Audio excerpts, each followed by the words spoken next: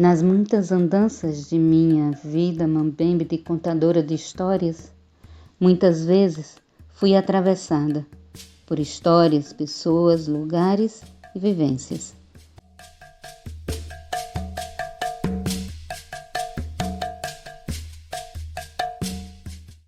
Hoje quero falar de uma comunidade encantada e cheia de encantos escondidos. Lugar de avô que conta sua história para a neta, de café que cura o corpo e doce de coco que adoça a alma, de raposa que bebe água no tanque e cobra que mama na mãe durante a missa, de botija enterrada, de algodão branquinho que vale tanto quanto ouro.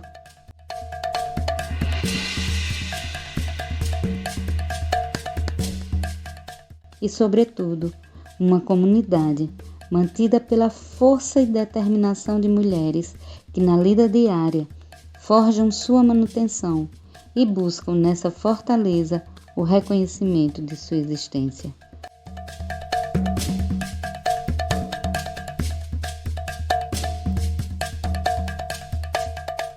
Assim me encontrei com as mulheres da comunidade quilombola das Queimadas e a história de mulheres que trazem em sua vida a marca da luta pela sobrevivência e pelo respeito de serem quem são.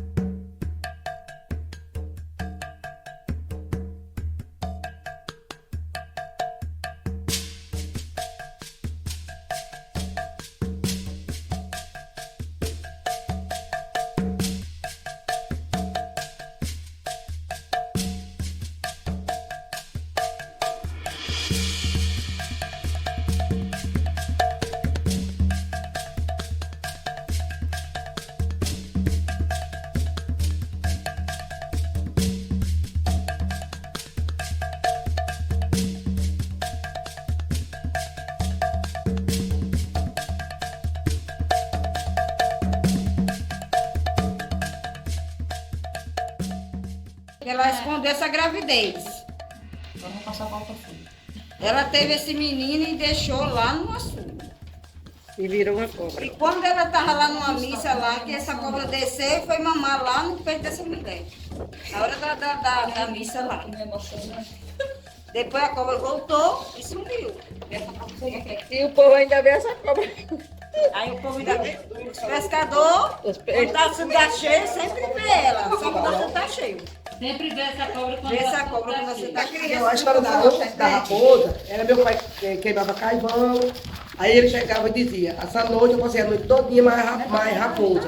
Eu queimando meu carvão e a raposa bebendo água no tanque. Justamente tem um tanque acolá, tem um tanque, tá cheio d'água. Eu adoro ir lá. Já viu a raposa? Não, a raposa não, vi só o tanque, tem só um tanque. O tanque eu sei onde é. Ah, a senhora leva a gente lá no tanque da raposa? Levo. Opa!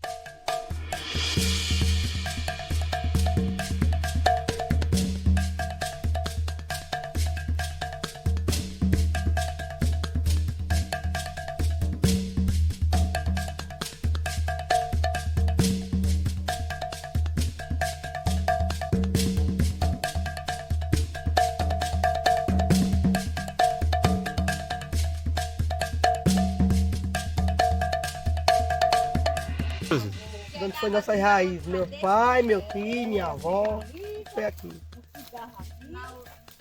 E ali meu tio contava as histórias dele ali. A gente chegava ali e não deixava a gente sair da...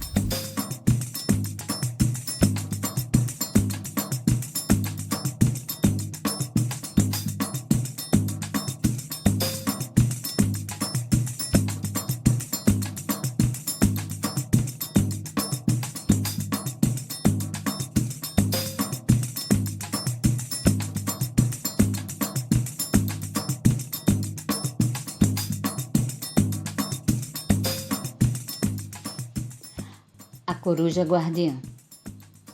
Efigênia era uma sábia anciã que habitava a aldeia das Queimadas. Ela vivia numa pequena casa bem na entrada da aldeia. Era conhecida por seus saberes ancestrais, sempre com uma chaleira de água pronta para um chá e um caldeirão de sopa quentinha para curar a fome física. Ninguém entrava ou saía da aldeia sem que ela visse. E como toda pessoa que conhece todas as coisas da vida, Efigênia tinha o condão de saber quem vinha para o bem e quem não. Muito prestativa, Efigênia mantinha sua porta aberta, seus ouvidos atentos e seu colo para todos que dela precisassem.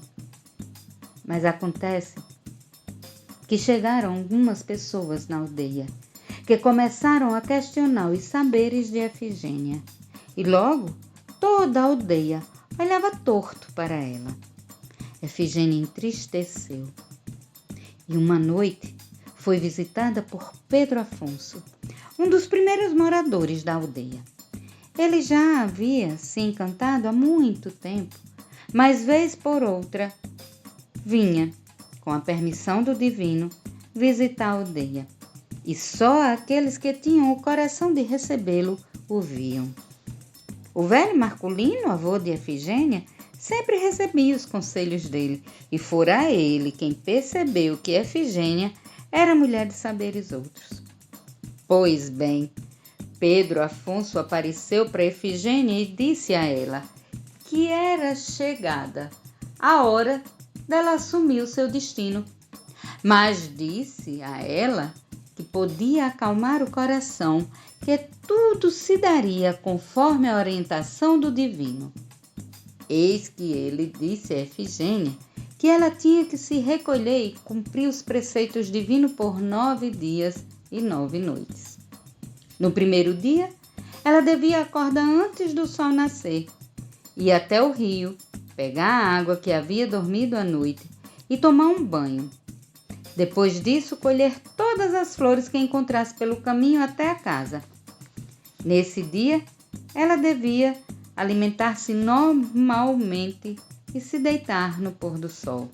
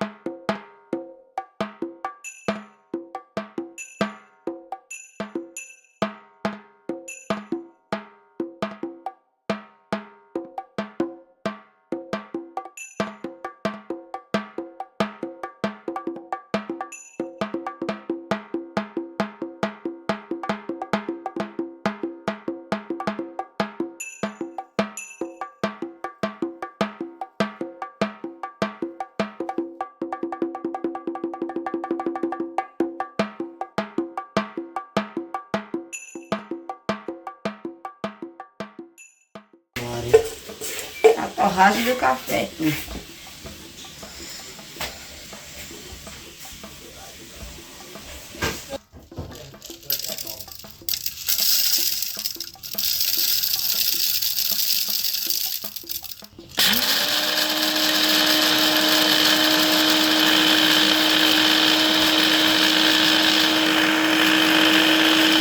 Passar somente a fina, aí depois eu passo de novo pra ir quebrando mais.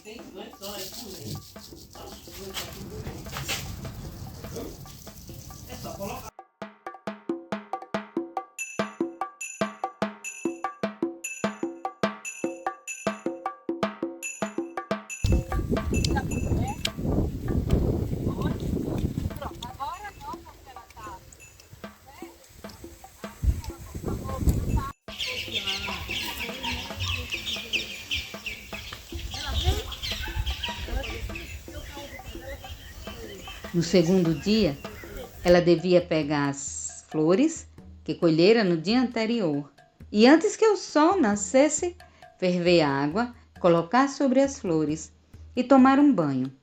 Não devia se secar. Nesse dia, deveria comer apenas aquilo que brotasse em árvores bem acima da terra, ou seja, frutas. E novamente dormir antes do sol se pôr. Mas antes disso, deveria colocar no terreiro alguns recipientes com água para serenar. No terceiro dia, novamente ela deveria acordar antes do sol nascer, recolher a água que ficou no sereno e se banhar. Nesse dia, ela deveria alimentar-se daquilo que nasce rente à terra. A partir daí, ela só poderia sair sem ser vista e novamente dormir antes do pôr do sol. No quarto dia, ela deveria acordar antes do sol nascer, colher as flores do seu jardim e preparar um banho quente. Jogar a água do pescoço para baixo, começando pelo lado esquerdo. Nesse dia, ela devia alimentar-se apenas do que nasce debaixo da terra. Antes de dormir, colher as ervas que brotam em sua horta e deixá-las de molho na água, no sereno, a noite toda. E deitar-se antes do pôr do sol. No quinto dia, ela devia acordar antes do nascer do sol, recolher a água e banhar-se do pescoço para baixo, jogando a água pelo lado esquerdo. Nesse dia, deveria se alimentar de suco de frutas e deitar-se antes do pôr do sol. No sexto dia, deveria acordar antes do sol nascer, colher 3 romães, fazer um chá com a casca, misturar bem com a água e tomar um banho do pescoço para baixo, jogando a água sempre pela esquerda. Das polpas das sementes, fazer um suco. Este será o seu alimento para aquele dia. E deitar-se ao pôr do sol. No sétimo dia, ao acordar ao nascer do sol, colher ramos de arruda e com ele preparar um banho. Colher também camomila em flor e preparar um chá. Após o banho tomado, sempre da mesma forma, deveria tomar o chá de camomila como alimento durante todo o dia. Guardar o silêncio e a contemplação. Antes do sol se pôr, deveria colher alfazema e deixar em uma vasilha com água no terreiro para serenar e se recolher. No 8º dia, deveria acordar antes do sol nascer, colher a água serenada da alfazema, banhar-se e dessa vez a partir da cabeça, sem se enxugar, guardar o jejum e o silêncio. No 9º dia, tomar um banho de rio antes do sol nascer, tendo cuidado de não ser vista. Voltar para casa sem se deixar ser vista e guardando o silêncio. Preparar uma refeição farta, comê-la devagar e em silêncio. Limpar e organizar toda a casa, vestir-se como se fora para uma festa e aguardar em silêncio. E assim Efigênia fez. durante as 9 noites, conforme as orientações de Pedro Afonso. Na 9ª noite, ela recebeu a visita de Pedro Afonso pouco antes da meia-noite.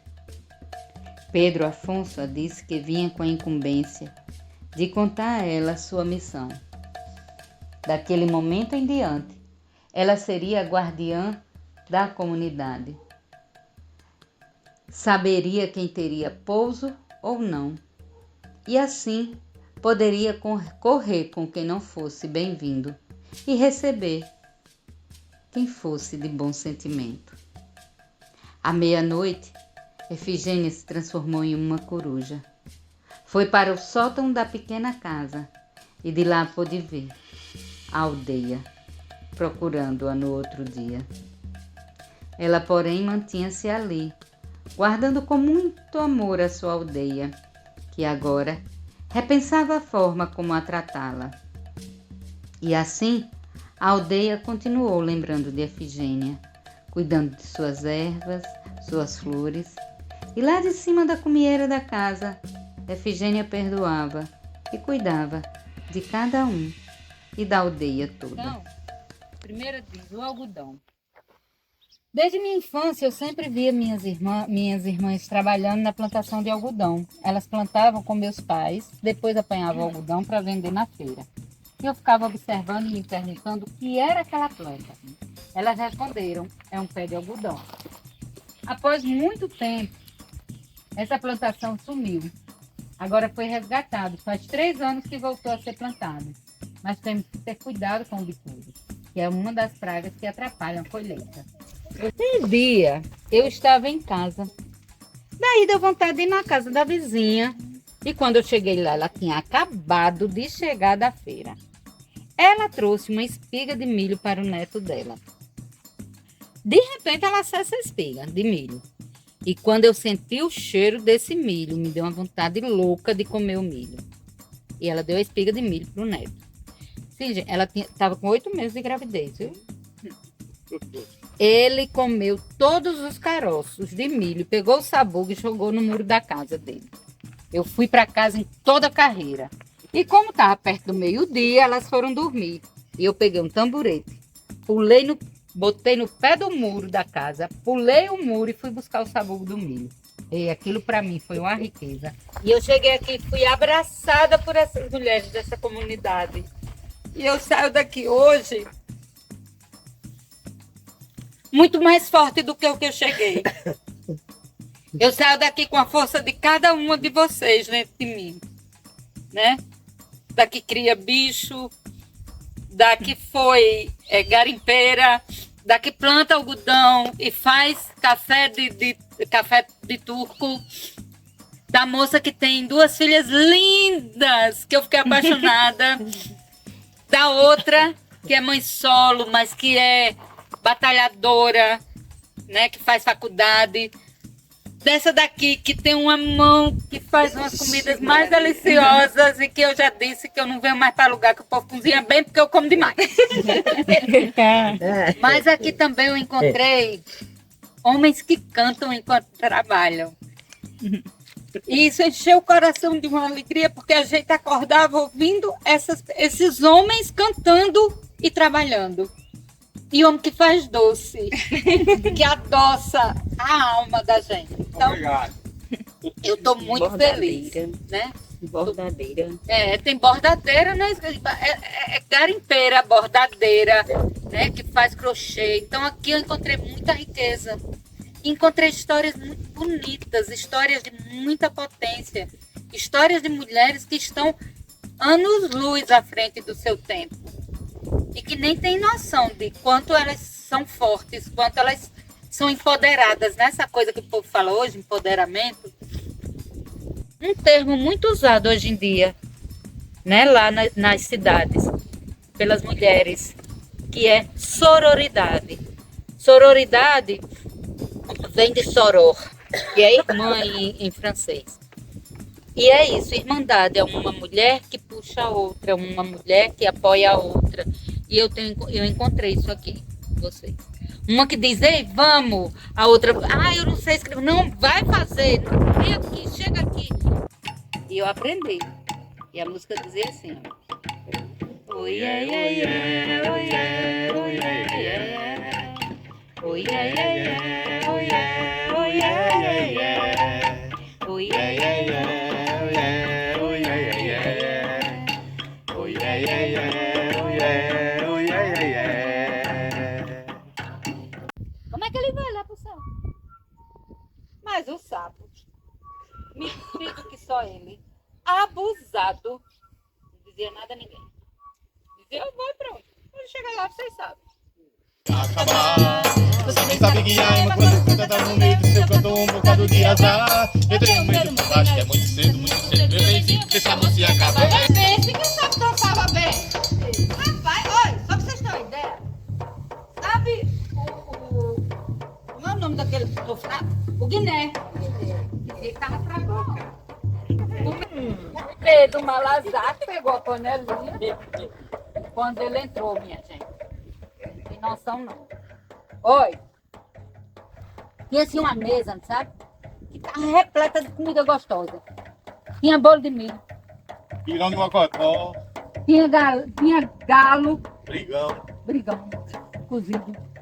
Tinha pirão. tinha cuscuz com ovo, Tinha arroz de leite de carne assada. tinha umas tilápia frita bem sequinho. Ave Maria! Aiada lá das vacas lá de Ricardo. Era tanta comida, minha gente. Que Pedro Malazarte nunca tinha visto aquelas coisas tudo gostosas daquele jeito, não. Menino, tinha até um café. Pedro Malazarte, quando viu aquele negócio, chegava com a boca cheia d'água. Aí, tava ele lá, né? Já arrumando o pratinho dele. Quando a mulher olhou pra ele, fez: ô moço, você não vai me servir a sopa, não? Pedro Malazarte disse: homem, por caridade, minha senhora, peraí. Olha, só um minutinho aqui, viu? Ah, vou servir a senhora. E começou a virar as pedrinhas. Minha senhora, era só pra dar um gostinho. Pedro Malazarte. E o sapo, olha, começou a despencar lá de cima, começou a despencar, começou a despencar, começou a despencar. E quando menos esperou,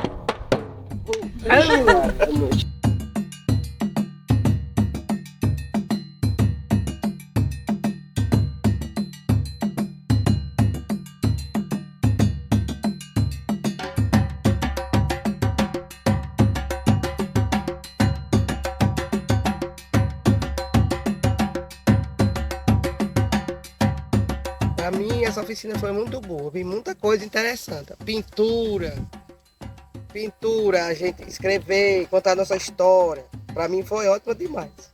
Para mim está sendo muito bom. Quero que venha outras vezes para ensinar mais coisas a gente. Eu contei que a gente brincava de boneca de pano, boneca de sabugo, nós trabalhávamos com nosso pai. Eu vou contar só isso mesmo. O que eu estou me lembrando é isso mesmo. Porque relembra do tempo da gente de criança. Eu acho que é assim, né? Porque é importante pra gente, pra mim é. Eu já converso com meu filho, já conto muitas coisas, meu filho diz, é de escola de 12. Isso é uma história de tipo de 12. Por quê? Porque eu gosto muito de contar as coisas para meus filhos. Eu gosto muito mesmo de contar as histórias do tempo que eu era pequena, que nós trabalhávamos com nosso pai. No domingo ele dedicava a fazer boneca de sabugo pra gente. É o que eu conto, né? Conversas, desenhos, histórias. Conta a história como minha mãe chegou aqui, como ela conheceu meu pai e a vida que ela levou durante até ela ir. É gratificante fazer esse trabalho com vocês. Adorei. Eu gostei muito desse projeto, né? Projeto de tecido, né? Tecido. E é uma coisa assim que eu também vi que era uma coisa que eu mesmo nunca tinha passado assim por isso, sabe? Assim, de fazer esses desenhos dos paninhos, achei muito lindo também os panos, né? A gente fazia os desenhos nos paninhos, gostei demais, né? Isso, e outras coisas. Espero que vocês voltem sempre aqui quando o nosso museu estiver pronto. Tem assim que eu fiquei muito feliz de vocês virem, né, para aqui, porque tem umas pessoas aqui que também não veem, né? Mas não sabe o que é que está perdendo, né? Da oficina de vocês, né? Achei muito bom, achei ótimo, ótimo mesmo, viu? Vocês terem vindo para cá para, né, ensinar o que a gente não sabia, né? E nem rodava na cabeça da gente, e nem passava também nas nossas cabeças que ia ser realmente uma coisa maravilhosa, né? Comer esses desenhos nesses paninhos. Achei lindo, lindo. A oficina foi maravilhosa, né? Adorei, que pena que eu não pude vir ontem, mas o pouquinho que a gente passou juntos, né, foi maravilhoso. As histórias da gente, o que a gente passou, né, na vida, né, a forma que vocês trataram a gente com muito carinho. Eu achei maravilhoso. Ótimo, ótimo. Eu vi muitas coisas, muitos conhecimentos. A gente contando a história da vida da gente. Muito bom. Muito bom mesmo. Importante até demais. Construiu esses paninhos, nossos artesanatos, né? Nossas histórias. E aqui tem o paninho, a história da minha vida e da minha comunidade. Eu conto um pouquinho do meu tempo da minha infância. A oficina para mim foi muito bom, porque está resgatando nossa história. E que pena que já vai terminar, né? A gente estava começando a fazer nossa história, nosso convívio, como a gente, nossa cultura, nossa tradição, falando da nossa comunidade como era antigamente, registrando em tecido nossa história, que vai servir para ficar ali no museu. Nessa cartinha tem a história do café turco, que só a nossa comunidade que tem esse café. E a história do algodão, que tinha sido... passou um tempo sem plantar devido à praga do bicudo. E agora voltamos novamente a plantar o algodão, que será uma das nossas rendas na nossa comunidade. É uma cultura dos meus avós, passou para o meu pai e agora que para mim e futuramente para as outras gerações que vai ficar. Uma riqueza para a comunidade. É um modo, é das rendas que ajuda na cultura familiar. É só agradecer a vocês por ter vindo fazer essa lindíssima oficina com a gente e espero que tenha mais outras oficinas pode ser até da cultura, resgatando nossas histórias. Foi um prazer.